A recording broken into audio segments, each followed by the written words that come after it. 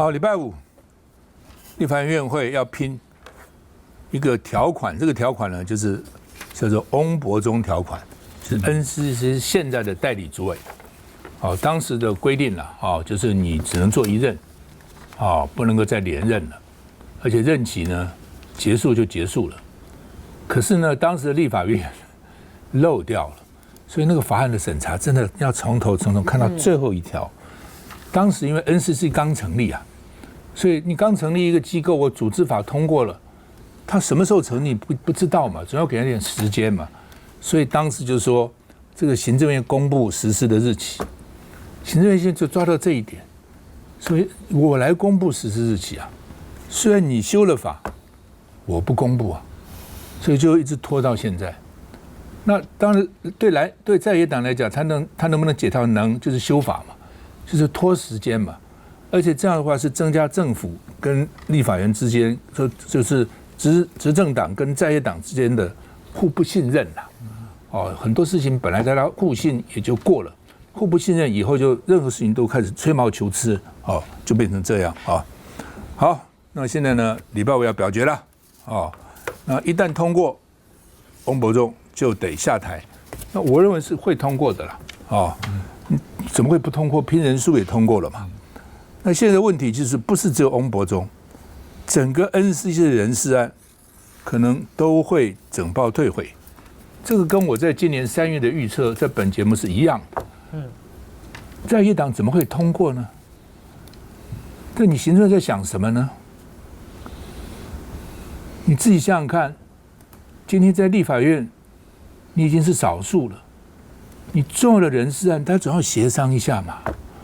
总是尊重也要协商一下嘛，对不对？就是说，好吧，我现在预备提这4个，你们在有什么意见，或是你们有什么更好的人选提出来，我们也可以参考。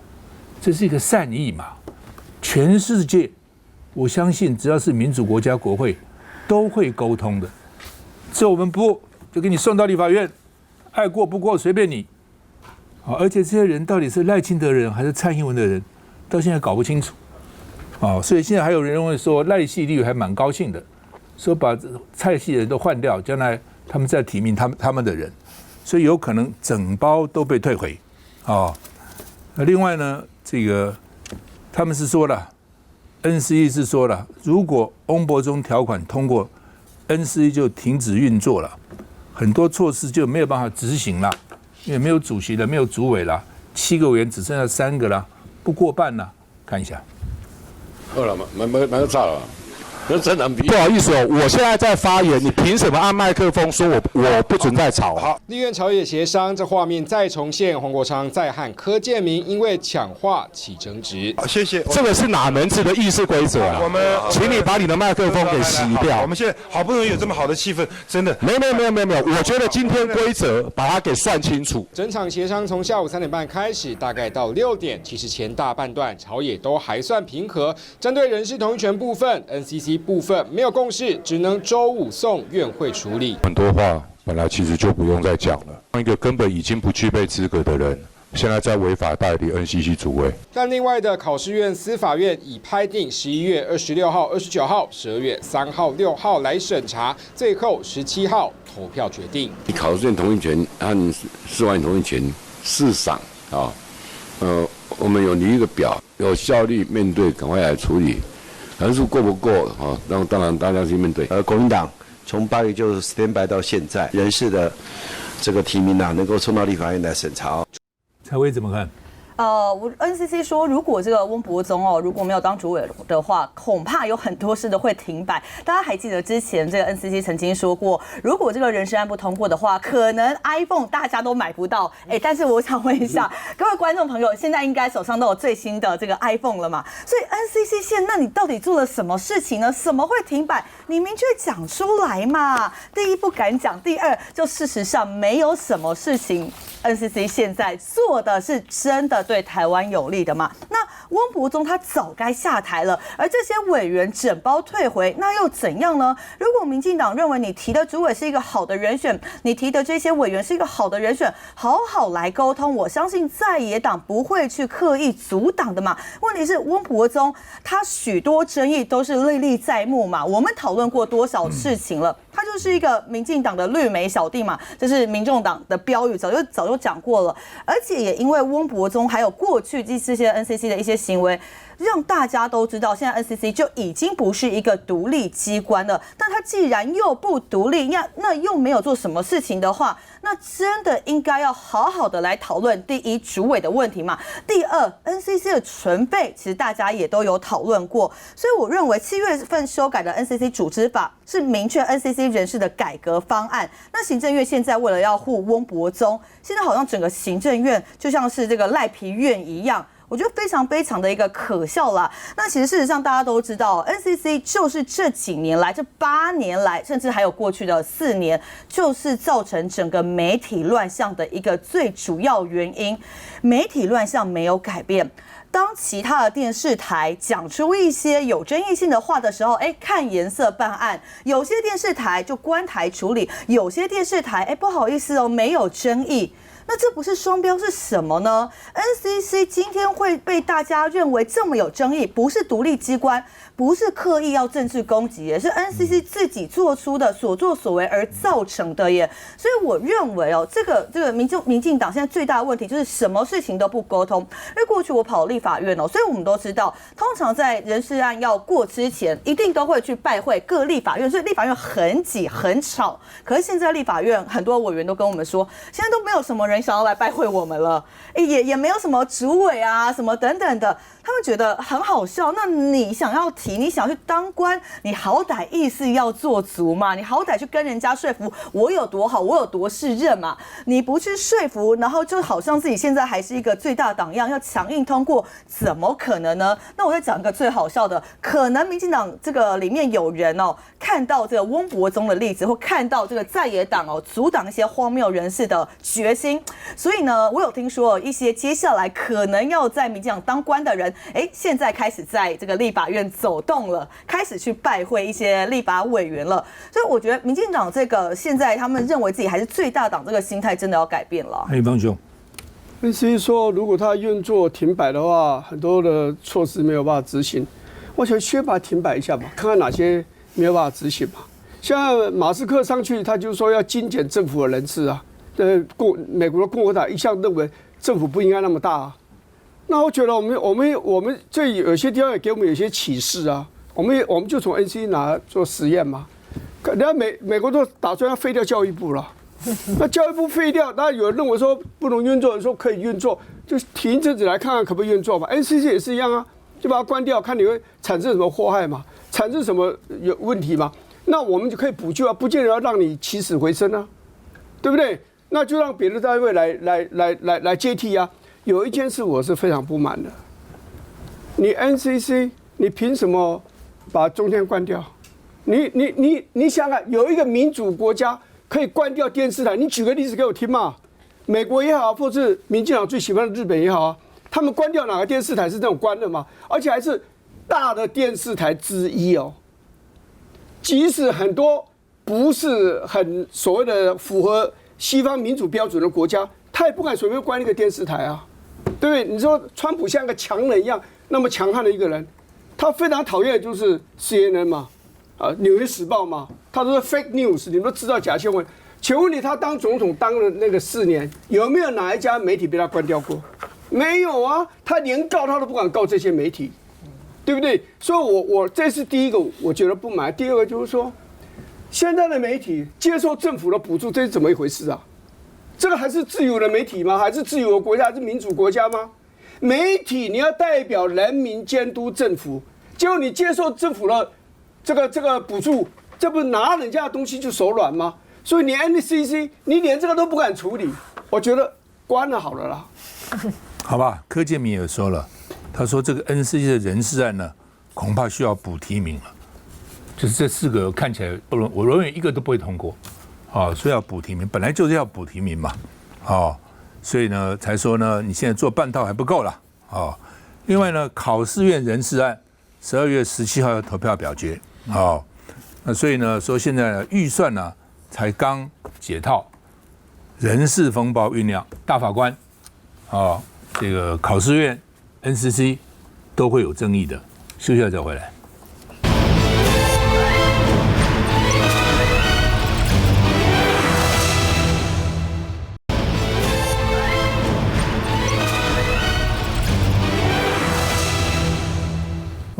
见怪不怪，奇怪自败了哈。这几年的怪事蛮多的。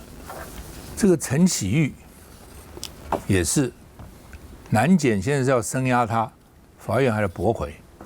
那法院跟检察官到底是唱黑白脸呢，还是站在对立的立场呢？不知道。法院的理由很简单，就是说他已经逃了，怎么去抓他？抓了有什么用？他已经逃了嘛，都绕跑了，我们怎么去压他？我们压不到人，人在哪里？在国内，在国外，不知道哦。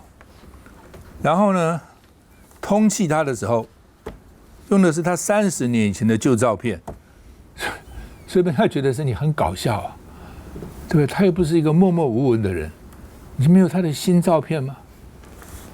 南检说，以为是要用户役的资料照，检察官通缉人不少啊。你什么时候听到说通通要用他的户役的这个服兵役的时候户政时候的照片呢？你什么时候听过这样的事情？啊，通常你当兵的时候是18岁啊，20岁啊，那你将来如果到了40、50岁、50、60岁，你还拿18岁的照片，那抓谁呢？哎，这南检实在蛮好笑的哈。所以他是用他20年以前的黑法照片，哦，所以网络就说根本不想抓他，根本不想抓他，比齐来山还坚定，就是不想抓他的决心是像山一样的高啊，一样的坚定。那他是台盐呐，哦，本来台盐就这个台盐嘛，但是台盐土地很多啊。盐怎么做？盐是海水做，你们去参观过没有？海水进到盐田，然后一层一层一层过滤，也不是过滤的，蒸发到最后就变成盐，哦，其实蛮有趣的了哈。哦，那盐田就要很大的土地，而且要阳光嘛，没有阳光，水怎么蒸发呢？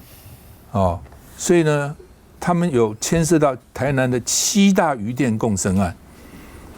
哦，然后呢，中间呢，绿能占了16件，已经送电很多年了。换句话说，中间贪污啊，得到利的人也不少。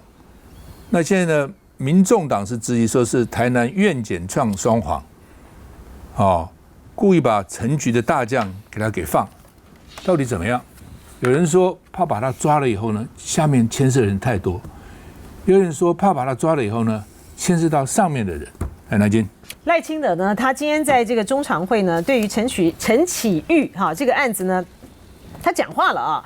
他说呢，他虽然已经退出民进党啊，然后但是呢，还是要呼吁他尽速的到案说明，不要逃避啊。然后最高检察署呢，正式的发动扫荡绿能贪渎不法案件的竞评专案哈。中央和地方呢，要进一步的检讨行政流程和审核机制，避免不法人士借机上下其手。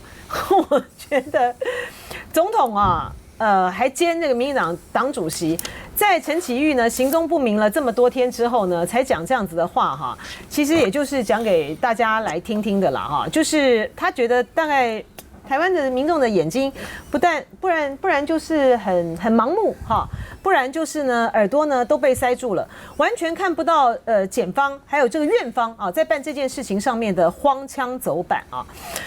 院方呢在陈启玉呢他应该到院来说明的时候呢，他人没有到。人没有到呢，他怎么会不立刻的去要求检察官去拘提陈启玉到案，就是你要了解事情到底发生了什么事情嘛哈，在那边空等了这么长的时间之后呢，到了晚上哈才去发一个电子公文，所以我觉得这里面呢都有太多呢说不清楚、讲不明白的地方，这实在是非常的起人疑窦了哈。然后呢，对于民进党来讲，对于陈启玉来讲，陈启玉呢发生了这么重大的一个案子，如果说他不是因为知道说这个案子呢到后来他无论如何他也都没有办法逃得了关系的话呢，他不会冒这么大的一个险呢。你今天呢要冒这个险去逃逸，你很可能有很长一段的时间，你可能都要客死异乡哈，你都没有办法回到台湾来了，就是因为他承担不起这后面的严重的后果。因为现在看起来摆出来的这个罪证呢都是非常的确凿的啊。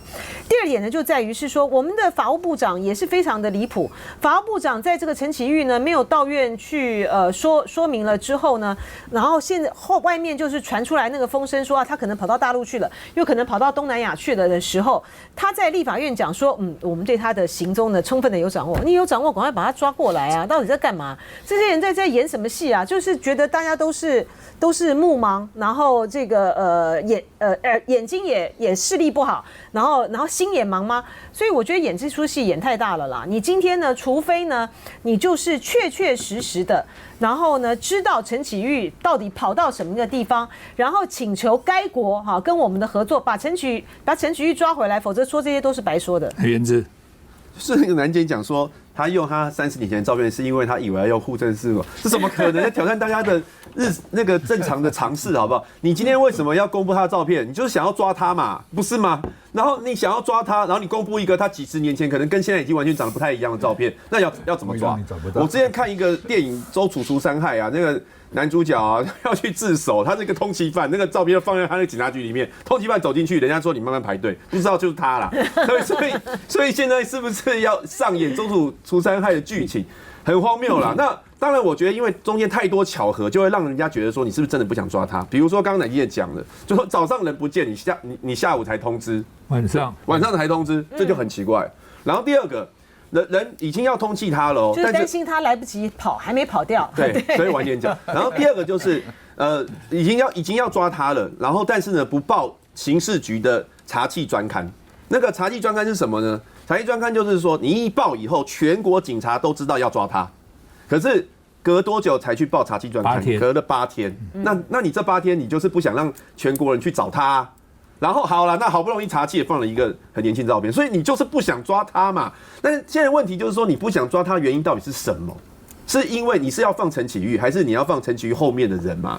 因为我不相信陈启玉他弄这个案子，弄了那个10几20亿在里面这样上下其手，是他一个人拿走吗？还是其实他有上缴？对不对？他会不会只是一个派系里面一个山头被放在台盐那边而已？那个派系可能还有其他山头啊。大家一起来分食这个绿能的大饼啊，很可能就是这样啊。所以会不会是为了顾及上面的人不敢继续办下去，所以就睁一只眼闭一只眼？我觉得非常有可能啊。那另外就是刚刚我们讲到那个NCC 哦，我觉得非常奇怪一件事情，就是民进党其实对于现在那4个 NCC 委员也没有很挺啊。像柯建铭，如果他对于蓝白提了什么案呢，他要挡的话，都一定会有讲一句口头禅，蓝白又在毁宪乱政了。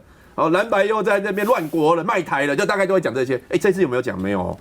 礼拜5如果那个法案通过之后，翁博中下来，柯建铭讲说，那就可能要补提名，要不废话，这样就没有抵抗的意思。而且实际上 ，NCC 委员他在交通委员会就可以排案，但是目前为止交通委员会，民进党也有召委，从来没有排案，所以这4个。从头到尾就不是赖清德想要的人，那个是蔡英文总统的人啊。他们其实也想借由这个机会换4个他们自己人。那当然我们也不是因为这样做帮赖清德，不是，而是这4个也不是人。那接下来如果赖要提他自己的人，那很简单，你还是要来沟通，你不能说好像都不讲就直接送过来，而且提一些不中立的人，我们一样是会严审的。这点也很奇怪。当时我就在想说，赖已经当选了，5月就就任了。你3月提人出来，你蔡英文也应该跟赖清德商量一下吧？这是前任尊重后任嘛，好像也没什么商量，我人就这样提出来了，不是很怪吗？正常。你要讲说，赖清德为什么要这样做？大家百思不解嘛，哈，只能用超思也无解。对，就是，那我来讲说，总统的权力来自3个，第一个你国会要过半，第二个你自己的民意基础选举你要过半，第3个是不然的话你党内派系要过半，啊，那蔡英文呢，这个3个当中他有2个，他就党内派系没过半嘛，所以蔡英文就必须怎么样，谦卑再谦卑，派系共治，权力分享，对不对？你一个没过就这样，那赖清德呢是3个都没有，3个都没有，你要怎么办？叫冰斗嘛，翻桌嘛，翻的嘛，反正就是天下大乱，情势大好嘛。所以呢，你知道他现在就基本上为什么这么多离谱的事情，我们都超过我们的思考。为什么这样事情这么做，那样事情都超挑战我们的智商啊？你以为他有什么大策略？没有策略，就先翻桌再说嘛，然后再来找后面的生机啦，找后面的机会啦，怎么做？所以我觉得这样的一个乱象是无解的，除非他自己这是一个个性，当然加上个性个性。一般人如果这样的话，就是说，如果我3个都弱势的话。那总是会事情要把它做好嘛，总是要交代嘛，那可能会有一些比较超越的思维，大家一起来商量，找出生机啦。我是讲说你现在的确你会讲说这么乱呐，你怎么表决都会输啊，到底要怎么办？这执政党政府要去想办法，你不能都不想办法一切都要推给在野党。他说你们每次都这样子，那这问题是怎么办呢？我们也不愿意这样子啊。问题是你从来不提办法，就一直恶斗下去。休息一下再回来。他就是。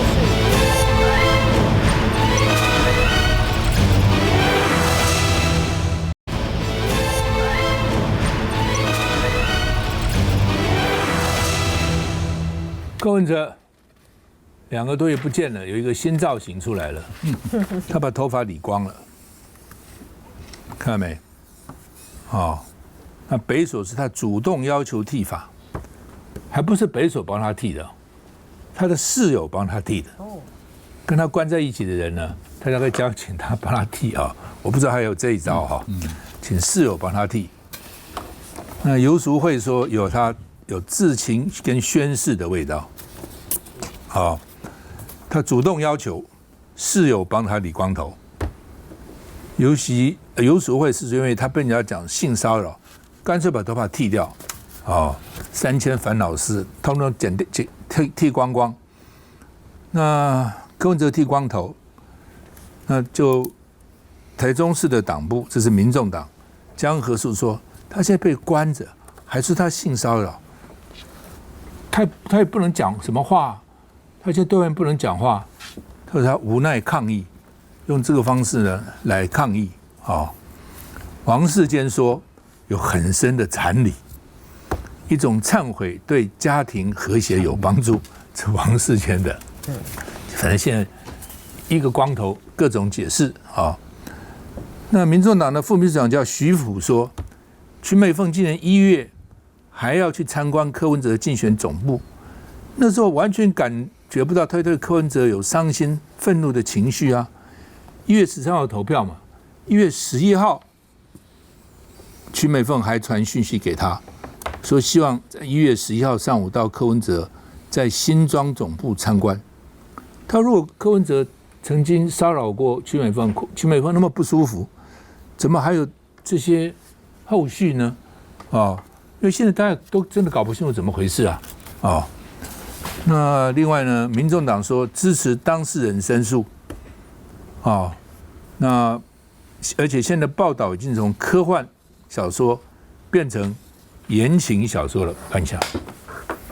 好，金华城案件呢，民众党主席柯文哲今天上午再度被检方提讯了，而这也是他被严押后首度现身。不过可以看到呢，他虽然穿着一样的蓝黑色外套、深色长裤跟蓝白拖，但头发竟然全都没了，是理了一个大光头。而根据了解呢，如果收容人要求理发的话，台北看守所基本上都会尊重收容人的意愿，只不过出现这样的新造型也引发讨论，说难道只是纯粹太热吗？还是柯文哲是想要无声的抗议呢？毕竟在检方侦办金华城案件的过程中呢，密集传唤身边的亲信还有证人的同时，又被爆出性骚扰等案件。但当然对检方来说，最重要的还是掌握关键的证据，在期限内拼起诉。而继昨天传唤媒体董座还有建商的董座之后呢，今天北基站也再度借提李文宗，不排除是政治现金的金流有了新的方向。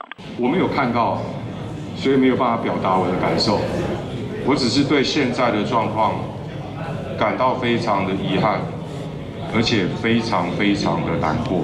好，可以听到黄国昌看到画面之后呢，他是说非常的难过，但不愿意多揣测主席的心境。不过他也强调了，柯文哲目前还在羁押禁见当中，根本没有办法在社会上自我防御，希望外界可以将心比心。我们现在访问请教两个市议员，来，一翔怎么看？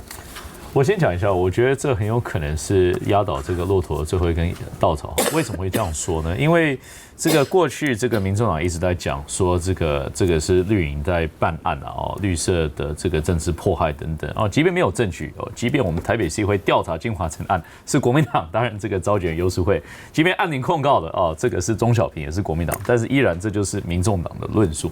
但是来到这个曲美凤这个案子，你要如何牵涉到民进党呢？曲美凤是跟民进党是一点关系都没有的，曲美凤甚至于过去是这个统促党的发言人嘛，对不对？那跟民进党一定是没有关系的。那曲美凤如果一个人出来讲的话，我觉得杀伤力可能还不是很高，因为大家当然会联想到柯文哲，毕竟他的身份、他的地位各方面一定会有一些政治的这个攻防啦，或者是一些政治的纷纷扰扰的议题。但是现在包括这个薛明志的儿子也出来似乎证实了这件事情。那当然他也是跟民进党无关，所以我就说研发到今天就是民众党过去在讲，你看这都是民进党对于柯文哲的政治迫害，但是演变到今天，这个显然是跟民进党一点关系都没有，而且不可能有关系的。所以至于说曲美凤她的指控到底是真是假我相信其实这个性平理论上是有一个既定的程序了，对不对？就是这个在场我听说也是有6个人嘛，那你民众党包括其中一位好像也还在民众党这边，所以民众党理论上是不是应该把这些人找来尽量去调查清楚当时发生了什么事情有没有曲美凤所说的这些指控大家所看到的或者是听到的一些状况然后再去做一个完整的评估嘛，对不对？甚至于如果要求当事人道歉等等，这个都是后续调查之后大家可以去讨论的项目。但是我觉得比较遗憾看到这个民众党徐府第一时间在民众之声在民众党的这个 YT 频道，第一时间反而是去批判这个所提出这个性骚扰这个申诉的一个人徐美凤，甚至于去牵涉到过去这些光碟案等等，跟本案一点关系都没有的。就是我觉得这不是一个正确一个执政一个在野党一个我们台湾一个大的在野党该有的一个处理方式嘛，这是很奇怪的一件事情。你事情都没有厘清，反而你先去批判当事人所以我还是要强调曲美凤不可能跟民进党有关我们也没有办法去查说这个是真这个是假，但是我还是呼吁说民众党应该是勇敢去面对相关的一些问题，而且提出一个清楚对社会交代的一个方式。陈伟，我觉得宜翔走心了啦。我觉得对于到底是不是哪个政党在做这件事情，我觉得大家如果是市议员的话，都是本于职责在调查啦。那我觉得柯文哲今天他理这个光头，有记者说是因为可能天气很热，我觉得应该不是啦，因为这几天天气很冷，而且还下雨，所以我觉得这个政治的宣示这个动作是毋庸置疑的啦。所以很显然嘛，这个民众党现在还在把柯文哲这个事件当作是一个政治事件在操作，而非是一个司法事件。但是我觉得民众党要好好想的是，今天柯文文哲理这个头发到底对他的司法的这个事件调查真相有没有帮助，这是要去好好想一想的。而且呢，现在是内忧外患，内忧包含民众党自己现在看起来就是没有柯文哲之后就是一蹶不振嘛，那外患包含了曲美凤这个事情，其实蛮吊诡的啦。第一时间点在这个时候，柯文哲人在里面没有办法出来反驳；第二，人家人证事证似乎都已经找好了，所以现在有很多的传闻说，接下来是不是还有更多其他的事情呢？那在现在这个当下，我认为民众党的发言都应该要更加小心。但我觉得很遗憾的是，包含徐府，然后包含他们发言人出来讲的话，似乎都让大家觉得好像这是一个没有性平观念会去讲的话。毕竟今天是一个女性出来自己描述了现场的一个状况，但居然徐府是说看起来她当下没有，第一没有这个反应嘛，第二之后看到她就是去参观总部，好像似乎也没有其他有不舒服的感觉。我觉得这真的是很没有性平观念，而且还是从一个民众党，就是自诩为进步政党的党公职说出来的这一些话，所以我觉得这件事情其实对于民众党伤害非常的大。当然，小草绝对是会支持柯文哲，而且很有可能会更加支持，但是对于中间选民，我觉得伤害非常非常的大。所以我觉得接下来这个民众党应该真的要去好好思考，接下来柯文哲如果持续还是这样子的一个状况，那民众党整体的发展到底是要如何走？陈振中，我们第一个没有在发言人当中没有提到这是民进党的操作这件曲美凤这件事情没有提到。第二件事情，我们发言人讲的就是欢迎当事人去申诉的一个途径，这个都是正常的嘛，我们也没有说去，但是只是说，其实我们外面的人都不清楚这个事情那但是呢，对于一个没办法去辩驳的人，然后大家在你在这个时候出丑去做这件事情，那动机就令人觉得还是可疑嘛。你做些事情总是要找人来对证嘛。你对证的人现在都没办法跟你对证，你现在出来做这个事情，是为哪桩啊？是为哪桩嘛那我们当然觉得不清楚嘛不知道他有什么目的嘛。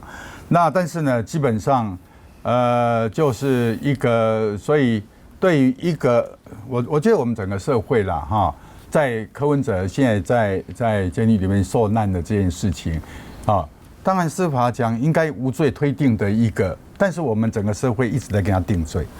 媒体你不要讲到什么，你任何人去承受看看，多少的媒体今天一半，你这个里面你一半的新闻都在报柯文哲这样子被凌迟，这样子的被凌迟，有人出来落井下石，你任何人去试试看所以呢，我觉得他把他剃头，我觉得啦，的确这个叫明智了那他也只能这样子来表态但是呢现在给他严压，然后一个事情的这个你到现在我们也欢迎你赶快起诉你有罪你就起诉，证据天下，包括讲的北检南检办案子天差地别，这样的事情还不够清楚吗？这还不是政治迫害吗？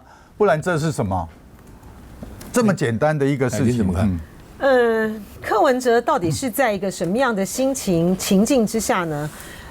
剃光头，好不知道当然王世坚讲的很刻薄啦，说他是因为性骚扰的事情，所以他剃头呢洗心革面跟这个陈佩琪忏悔但是呢，在现在这个处境呢非常困难的这个柯文哲，他采取这样的行动，又让他呢再一波的成为话题讨论的焦点我觉得就媒体操作来讲是成功的如果说柯文哲今天在被曲美凤这样子指控他这个性骚扰，然后他又不抗告的情形之下，然后就任令这个周刊呢不断的发一些的这个消息，那他就是完全就是一个挨打的份而且很可能他就是会让民众党的支持者还有小草那边呢觉得说他是不是一蹶不振了？他是不是默认了他曾经有这样子的这个行径？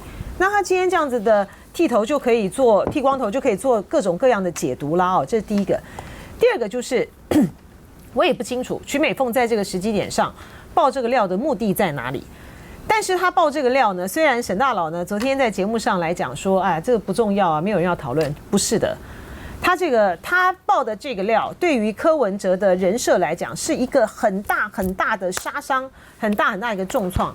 就说虽然呢，检方呢现在在对于要去把这个柯文哲收贿的行为跟金华城的弊案勾连在一起，到现在好像还没有找到什么非常有力的一个证据，绕来绕去就只有1500万。可是柯文哲的人设呢，是已经彻底的毁坏了。他不但是一个什么钱都拿，完全不像他自己过去讲的什么财团啊，拿刀叉啊，吃人肉。他自己就是共犯结构中的一环，然后帮着这个财团呢，拿起刀叉来呢，来吃我们这个人民的这个血汗钱的肉的这样子的一个政客。然后更何况呢，他现在还有这样子的性骚扰的举动。因为呢，之前的时候绘声绘影的说他跟有一些的女性啦，然后还写情书啊，什么都没有得到充分的验证嘛。可是今天呢，曲美凤呢自己站出来讲，因为曲美凤讲的太细节了，而且还有讯息来作为佐证，所以他有什么道理呢？他有什么道理去凭空捏造这个事情呢？如果真的是如曲美凤讲的。他讲的是这样子啊，开会的时候呢，柯文哲的手就上来了，从这样子手腕这样子抚摸，你不觉得很猥琐吗？不觉得很奇怪吗？就柯文哲是这完全不是我们绝大部分的认识的柯文哲嘛，而且有这样子行径的柯文哲，他为什么会到当了台北市长的时候才性情大解放爆出来呢？他以前在台大医院这么长的时间之内。是怎样？你都没有传出来这些的风声，是蔡壁如帮他挡掉了吗？还是什么的？就我们都不了解，所以就是一个性格非常的奇特。假设我是相信曲美凤的讲法的啦还有其他人在场的这个情形之下，他就做这样的举动，握住他的手，还传那样的讯息啊，人不要太聪明太漂亮，这都太匪夷所思了。我觉得是不是有一个白天黑夜，或是一个？大家看到的正面的跟内在的一个两种完全不一样的柯文哲。但是如果说在场还有别人，一个堂市长就公开去摸人家的手，还那么多人看着，这不是很怪吗？所以就更怪啊！你并不是他并不是勾肩搭背。他是个医生啊，我如果他干嘛把脉吗？没有，也不是说是怎么样，医生应该是这样啊。但是不会觉得是你想象哇这边这样子。什么？而且还说他皮肤，然后呢，他手都不动，他猥亵，让他这样猥亵到产生那种猥亵啊。但是呢，我总是觉得公开场合然后来。春成，因为我们是好朋友哈，所以我是提醒，就是说那个讲要注意了哈，就在于是说，因为刚才春成讲说，他这样子摸他手，然后你觉得他很猥亵，然后你都不动。我觉得指责女性的反应，这个也是可能要斟酌的啦。休息一下再回来。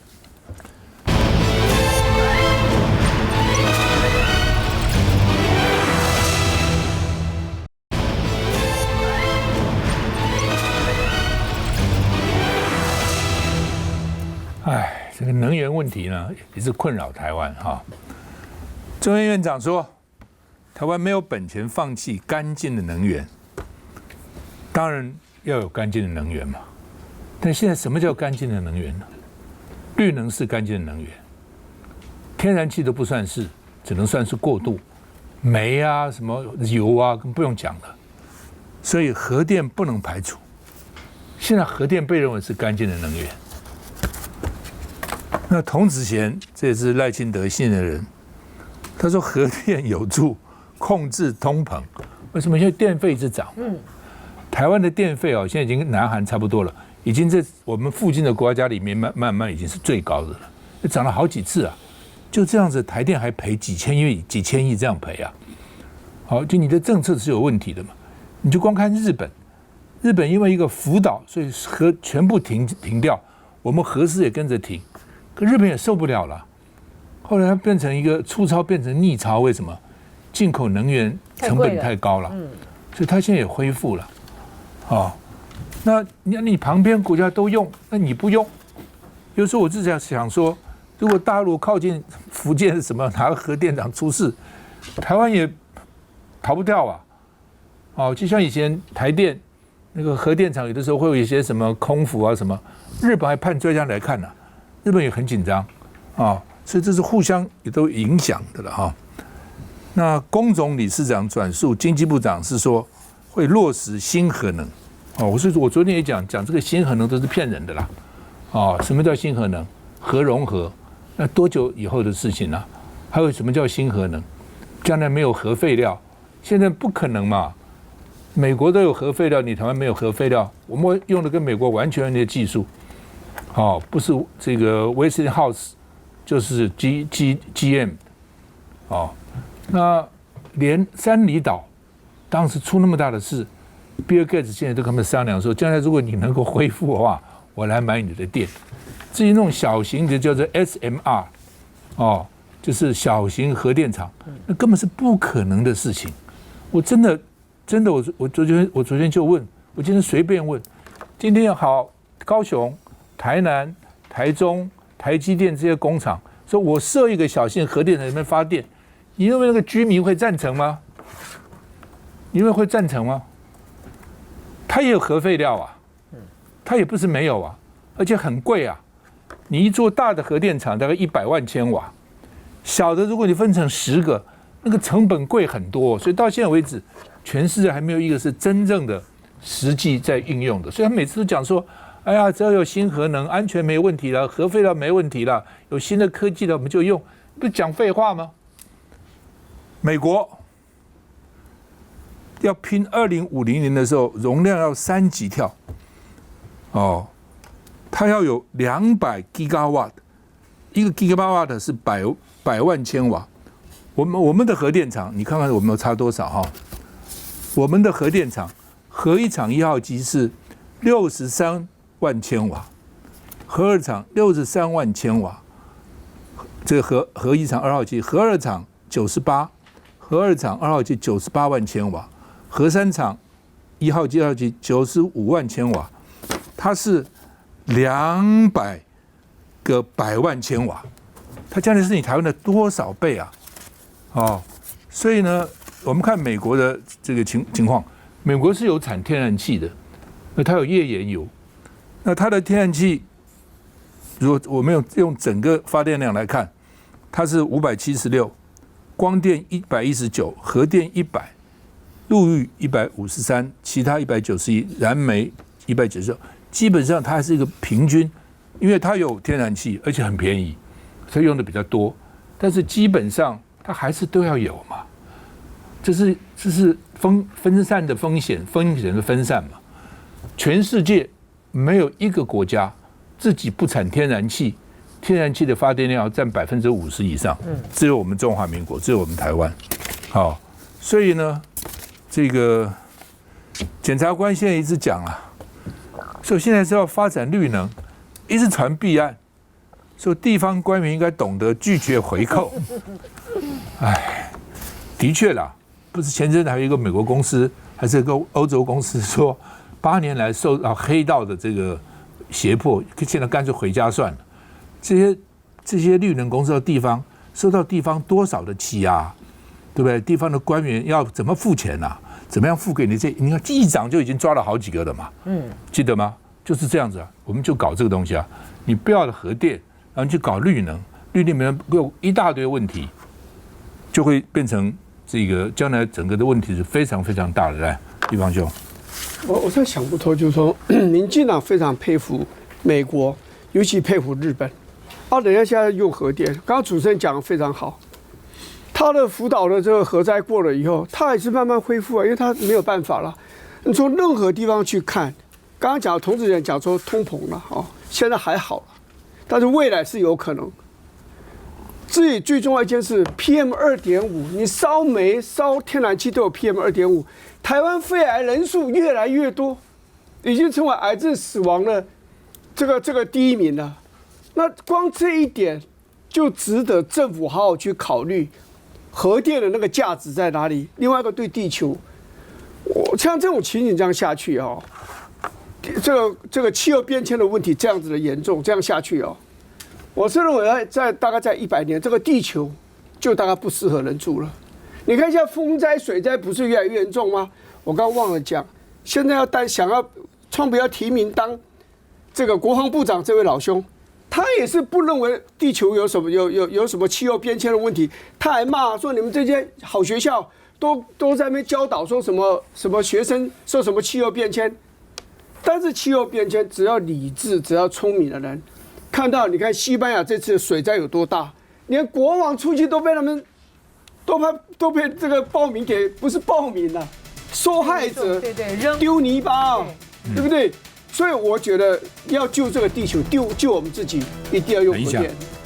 确实，美国其实现在大幅扩大这个核能电厂的一个生产，其实这个也反映到，其实现在全世界的趋势就是去尽量去采纳新型的一些核电的技术，那甚至于针对核电的研发也投入更多的资源。所以我想台湾确实我们要仔细的去思考未来核能的一个存废了。那未来如果有新兴的技术的话，我们台湾也要思考如何的纳入我们现在的发电。左宗泰说什么未来有新核能他愿意用，我就问他什么是新核能，他说例如比尔盖茨现在研究快中子。